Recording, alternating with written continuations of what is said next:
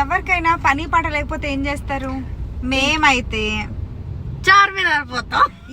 చార్మినార్ వెళ్తున్నాం. మేమే కాదు, ఎవరు బేవర్స్కున్నా వాళ్ళని తీసుకుపోతాం అనమాట. మధు కూడా బేవర్స్ ఉంది. సో ఇప్పుడే ఫోన్ చేసినాం, ఎందుకు చెప్పలేదు అన్నది. ఇప్పుడు దాన్ని కూడా పిక్ చేసుకుని పోతాం. అక్కడ వెళ్తే ఏం షాపింగ్ చేస్తామో నెక్స్ట్ స్టోరీలో పెడతాం. ఫైనల్లీ చార్మినార్ వచ్చేసినాం. చూడు, ఇంకా వీళ్ళిద్దరు కూడా వచ్చేసినాం. చార్మినార్ వచ్చాను, దిగుతాం గ్యారంటీ లేదు ఇక్కడ. వచ్చినాం మేము. ఒకసారి ట్రాఫిక్ చూడండి, ఒకసారి ఎంత ట్రాఫిక్ ఉంది.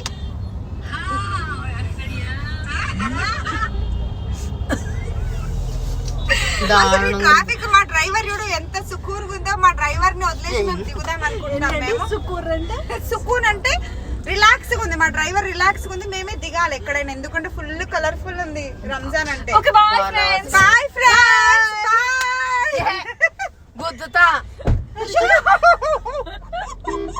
మా డ్రైవర్ ని వదిలేసి ఇప్పుడు దిగుతాం. డ్రైవర్ దిగమంటావా? డ్రైవర్ చూడండి, డ్రైవర్ దిగమంటావా?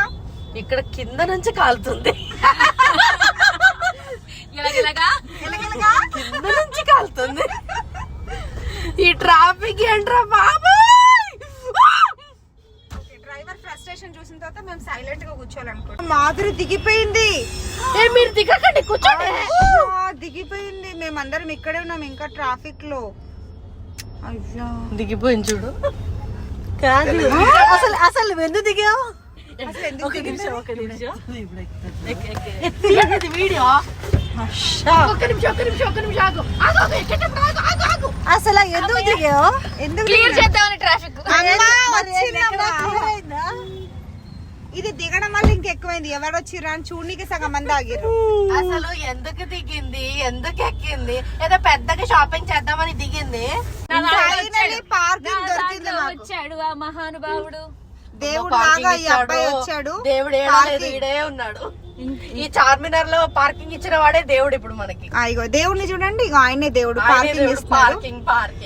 పార్కింగ్ అన్న తర్వాత ఎంత అడుగుతుందో తెలియదు. రంజాన్ చార్మినార్ లో అన్నాడు. అసలు ఎక్కడ ఇచ్చాడో కూడా తెలియదు. లోపలికి అయితే ఎంటర్ అయినాం కానీ అసలు పార్కింగ్ ఏడుంది, ప్లేస్ ఏడుంది ఈడ. అయ్యో అదేవరన్నా పార్కింగ్ చేయమని చెప్పారు.